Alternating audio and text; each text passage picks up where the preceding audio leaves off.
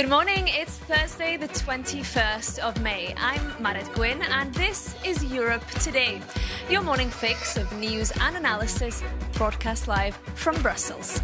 On today's show, a drone incursion into Lithuania on Wednesday brought the capital to a standstill and forced the country's leaders to shelter in a bunker. The Commission boss, Ursula von der Leyen, has said Europe will respond with, quote, unity and strength. We'll speak to Lithuania's Defence Minister, Robertas Kaunas. And NATO foreign ministers gather in Sweden today, where US Secretary of State Marco Rubio is expected to further encourage allies to take responsibility for their own defence. The US has signalled it will reduce the capabilities it makes available to NATO as it pivots to priorities elsewhere. Also, world leaders have summoned Israeli envoys after Israel's National Security Minister Itamar Ben-Gvir shared a video showing him taunting handcuffed activists from the Gaza-bound aid flotilla. Italy and France have described the scenes as, quote, intolerable. We'll bring you the details. But first, to our top story this morning. The Baltics have been rattled by repeated drone incursions in recent weeks, the latest being an incursion into Lithuania on Wednesday. For more on this story, I'm joined on set by our EU correspondent, Angela Skujins. Good morning, Angela. First of all, bring us up to speed on what exactly happened in Lithuania yesterday. Good morning, Marid. So to put it bluntly, the Baltics are on high alert tenterhooks regarding, as you rightly pointed out, what exactly happened. So at 10 a.m, civilians received a text message telling them that they should seek shelter immediately with their families. The airports were ground to a halt, as well as civilian traffic. The Prime Minister and the President were also shuttled to a bunker underground, while officials above ground scrambled to try and figure out what was going on in their skies. The security incident only lasted for 1 hour. At roughly 11 a.m, the alert was lifted, and our general understanding is that a drone entered Lithuanian airspace from the border along Belarus. But it's also really important to point out that this is not a freak incident. If we can take a look at this map here, we can see that there have been at least 6 drone incursion or suspected drone incursions since the beginning of May, occurring over the skies of Latvia, Finland, Lithuania, as well as Estonia.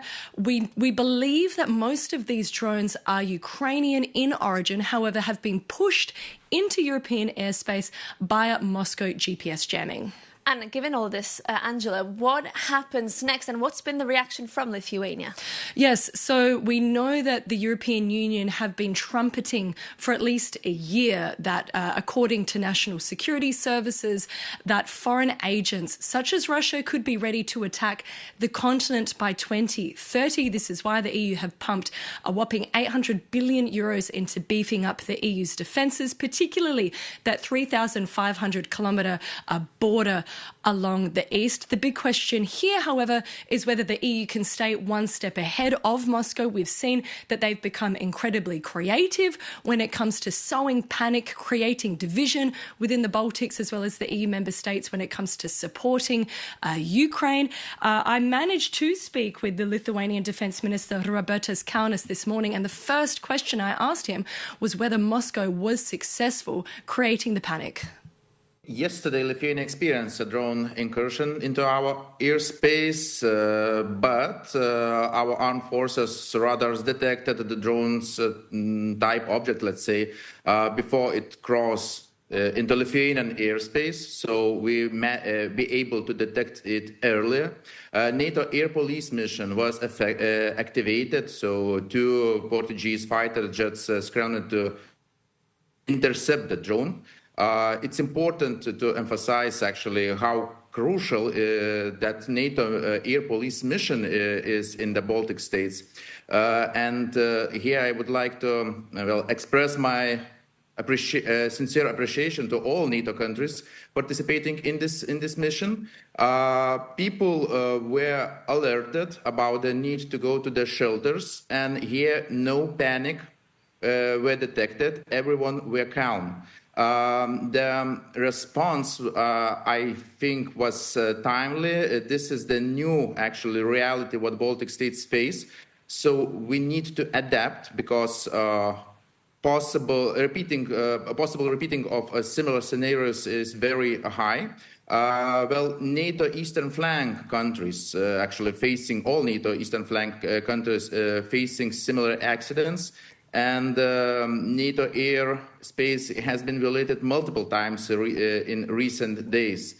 So we managed to react on time, correctly, but we need to increase and enhance our airspace defense. Minister, you mentioned there that there was no panic. However, the Lithuanians that I've spoken to sound quite emotional, recounting the stories of yesterday. How are you going to reassure them that Lithuania is safe?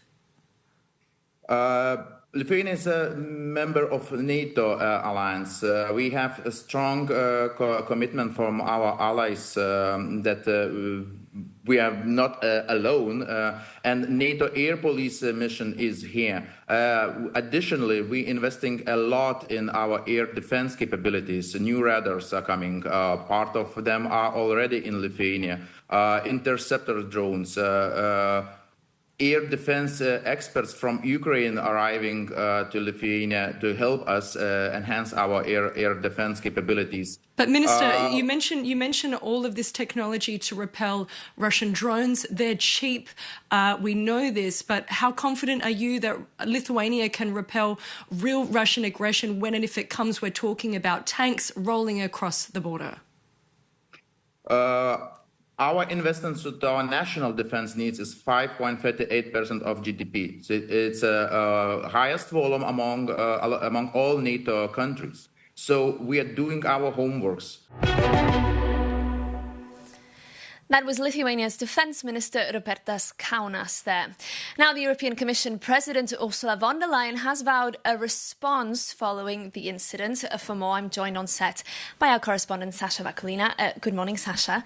First, tell us, what can the EU actually do in response to this threat? Well, the first thing Brussels tried to do was to reassure the Baltic states and Lithuania that the EU will stand up and respond and protect them. Let's take a look at what the President of the Commission, Ursula von der Leyen, had to say. She said Russia's public threats against our Baltic states are completely unacceptable.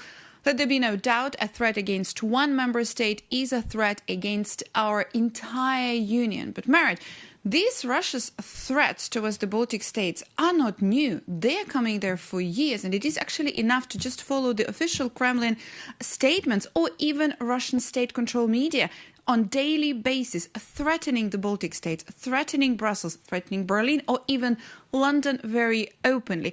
Also, at the same time, just earlier this week, Russia's foreign intelligence agency issued open threats to the Baltics under the false claims of them allegedly providing their airspace for Ukrainian drones. Now, these claims have been categorically denied by both the Baltic states and Kyiv. And Sasha, it seems that some countries are not only more vulnerable to this, but are also more prepared than others. Definitely. Some of them have done more of homework, so to say, specifically starting from 2022 and Russia's full-scale invasion of Ukraine. And one of these countries is Poland. Now, Polish Prime Minister Donald Tusk said that these attacks and this incident are part of coordinated provocation by Moscow. Let's take a listen to what he had to say. Ostrzegałem już wiele miesięcy temu, także kilka tygodni temu, że może nastąpić. I have warned many months ago and also several weeks ago that the situation could escalate, not only regarding the Ukrainian-Russian war, but across the entire eastern flank. The Russian-Ukrainian war and Russia's aggressive policy towards Ukraine and its neighbors could soon lead to situations requiring a firm response. W długim czasie do sytuacji, w których będzie trzeba reagować stanowczo.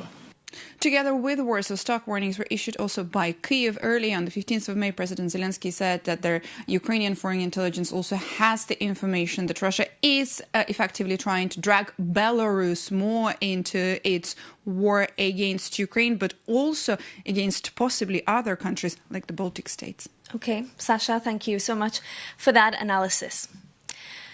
We're moving on now. The divisive legacy of former German Chancellor Angela Merkel was under the spotlight this week when she received an European Order of Merit. But what impression is the current Chancellor Friedrich Merz making 1 year after he took the reins? Our Jakob Janis takes a look. 1 year into Friedrich Merz's chancellorship, the honeymoon is long gone, and much of the damage is self-inflicted. He recently chose the bold strategy of scolding Germany's workforce for taking too many sick days, dismissing part-time jobs as a lazy lifestyle choice, and even telling Germans to look to Greece to learn how to work hard. A staggering historical plot twist from a leader whose country spent years lecturing Europe on efficiency, isn't it? So what went wrong? A year ago, Merz promised a conservative pro-market renewal, but his centre-right and centre-left coalition is paralysed by internal fighting. Germany's economic recovery has completely stalled, with growth projections for this year halved to just 0.5%. And voters are furious over high energy costs, heavy taxes, an upcoming €4 billion cut to the public pension system. And internationally, a public swipe at Donald Trump over Iran backfired badly, with the US president claiming Merz doesn't know what he's talking about. And with the planned withdrawal of 5,000 US troops from Germany, vital long-term security agreements look now a bit shaky. And according to the recent survey, Merz is now the most unpopular democratically elected leader in the world. And a staggering 76% of Germans disapprove of his performance. But to be fair to Merz, his job isn't easy. His coalition holds a tiny parliamentary majority of just 12 seats, and with his CDU party dropping to just 23% in the polls, he looks more and more isolated, allowing the far-right AfD to take the lead ahead of critical state elections this autumn. Merz has always been seen as a man of business. He promised the German people he would get the economy back on track. But so far, he's offering them nothing but economic tough love and longer working weeks. And if his voters do not see economic results soon, they'll send Merz into retirement. And given his notorious comments about how glad he was to escape the Amazon after last year's climate summit in Brazil, it is safe to assume he won't be choosing to spend that time off in Belém.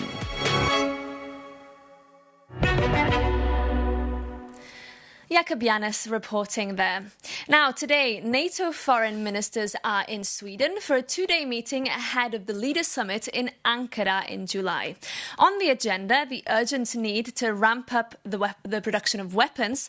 Also high on minds is the US decision to cut its commitment to the alliance, even in wartime. Our correspondent, Shauna Murray, is here with me. Good morning, Shauna. Good to see you. First, tell us more about what the US is actually announcing and how it may impact NATO. Indeed. So we know that over the past few weeks we heard Donald Trump saying he's removing 5,000 troops from Germany. Instead, he cut a brigade that was due to deploy to Poland. So that's not what this is. He's not removing soldiers per se from NATO territory. You still have around 70,000 or so. What this is the United States shrinking the pool of resources available to NATO during a time of war or an invasion. So essentially within NATO, we have this framework called the NATO force model that deals with deterrence and defence capabilities, particularly in times of war. The United States is saying we're taking away some of what can be activated if there was an invasion. So this is a structural and quite fundamental. Take a listen to J.D. Vance, the Vice President. We're not talking about pulling every single American troop out of Europe. We're talking about shifting some resources around in a way that maximizes American security. I don't think that's bad for Europe. That's encouraging Europe to take more ownership. The United States cannot be the policeman of the world. Now, he's saying that they're shifting it around, but they actually are reducing it and shrinking what can be available. But I think the point that he also made there is important, is that the European allies have stepped up in capabilities in these areas. So Mark Rutte, the NATO Secretary General, is saying that we've engaged with the United States about this. So there won't be capability gaps per se, but it is a fundamental shift, Marit. And at the same time, Shauna, concerns that the US has been burning through weapons stockpiles and that could potentially leave gaps for Europe? Well, the estimation is about $1 billion a day is being spent on the war in Iran. And what's happening is the United States is, like you said, expending or burning through very highly critical munitions, including Patriot air defense missile systems, which are very expensive and very hard to produce. The knock-on effect could be that the Europeans, which are purchasing a lot of these weapons for use on the battlefield in Ukraine, that they won't be available because the production can't keep up with the pace of the usage in Iran. And as we see, the Iran war is not really shown any signs of abating. So the problem right now, right now we know that the deliveries are being made to Ukraine more or less. But within the next few months, if this war continues, that won't be the case. So here at Sweden today, you'll hear from Marco Rubio, US Secretary of State, saying that the production needs to be ramped up even more. And before the war in Iran, it was pretty bad. So it could get far worse. Marit? Okay, Shauna, we'll keep an eye out, of course, on that meeting happening in Sweden during the day. But we're moving on now. The European Union is banning nudification apps which use AI to undress individuals without their consent. Our Europe editor, Maria Tadeo, spoke to the EU's Commissioner for Tech, Henna Virkkunen, and started by asking her if she had concerns that the move could prompt criticism from the US.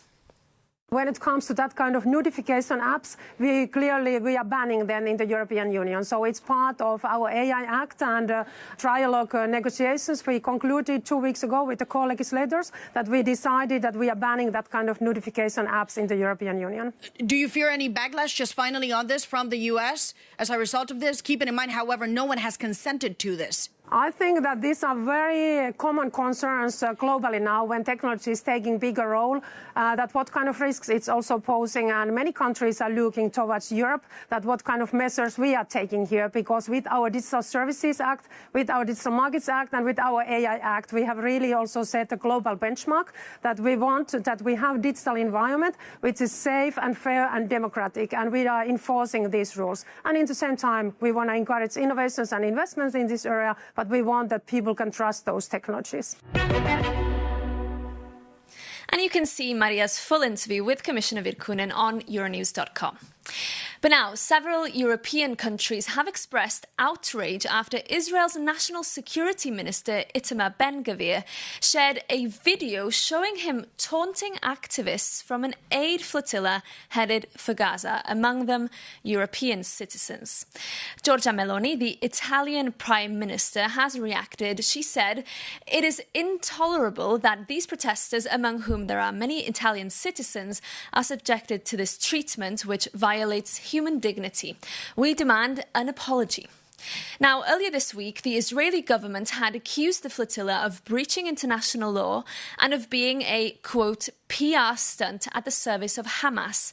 But Ben-Gvir's actions have attracted rare criticism from the Israeli government, including the Prime Minister Benjamin Netanyahu, who said Israel has every right to prevent provocative flotillas of Hamas terrorist supporters from entering our territorial waters and reaching Gaza. However, the way that Minister Ben-Gvir dealt with the flotilla activists is not in line with Israel's values and norms.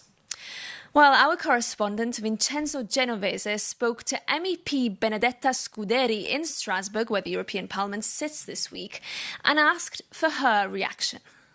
We're seeing these horrible videos of the activists being beaten, being forced to be on their knees, being basically tortured, with a minister of a state that we have a lot of relationship with shouting at them. So as Europe, we need to have a strong stand. That means that we really need to stop the association agreement with Israel according to Article 2, because there's a clear violation of human rights for Palestinians, and there's a clear violation of any kind of law and legality that is now starting to affect also European citizens, and this is unacceptable.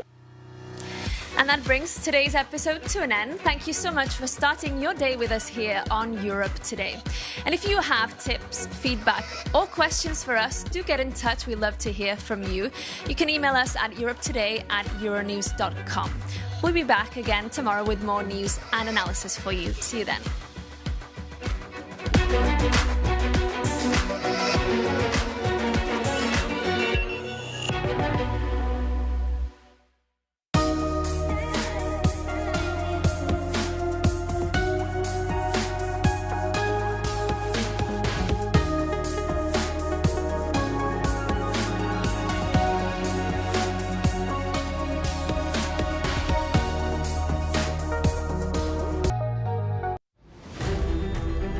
2 MEPs, 1 ring, 2 points of view, 1 Europe.